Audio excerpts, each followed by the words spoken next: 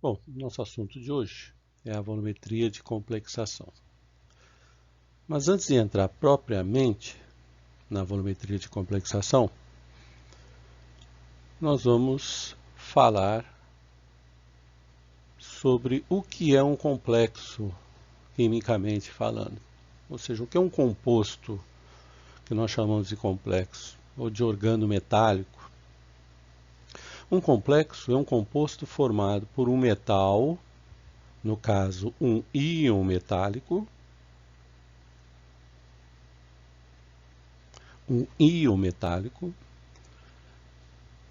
e um,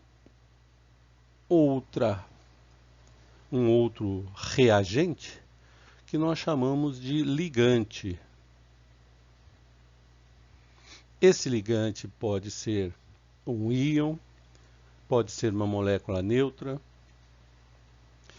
O principal é o seguinte: esse ligante ele tem um par de elétrons disponível, e esse par de elétrons disponível faz uma ligação covalente do tipo coordenada. Por isso que muitas vezes nós chamamos esses compostos de coordenação. Então nós temos aqui um ligante e o íon metálico. O íon metálico ele se comporta como uma base de Lewis, ou seja, aquela que recebe o par de elétrons durante a ligação covalente coordenada. E o ligante é chamado de ácido de Lewis. Então aqui eu tenho o complexo formado, metal ligante. Esse metal ligante, quando nós estamos trabalhando com ele em meio aquoso e ele é solúvel em água, ou seja, o ligante é solúvel em água e o íon metálico é solúvel em água, nós temos um equilíbrio. E esse equilíbrio, quem rege esse equilíbrio é chamado constante de formação, Kf. Por quê? Está formando o complexo. Então, constante de formação. Como eu represento essa constante? Então, nós já sabemos, né? Uma constante é sempre o produto, ou seja, a concentração em mols por litro do produto, sobre as do reagente. Então, aqui, como era N mais lá, se nós supomos que o ligante é neutro, então o complexo aqui ele vai continuar N mais. Então, vamos colocar aqui um N mais aqui para regular as cargas. Então, observe que a constante de formação é sempre, né, o produto, no caso complexo, sobre os reagentes.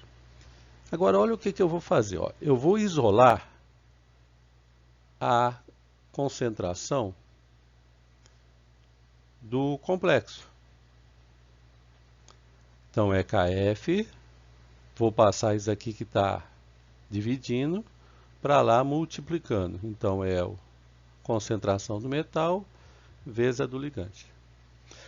Por que eu quero que você tenha muita atenção aqui? Porque, olha aqui, a concentração do complexo é diretamente proporcional à constante de formação. Ou seja, quanto maior for a constante de formação, maior vai ser a concentração do complexo. Ou seja, vamos supor que aqui seja 0,1 e aqui 0,1.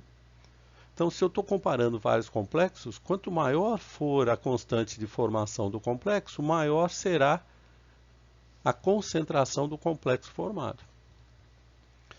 Para melhor entender, vamos observar essa tabela aqui.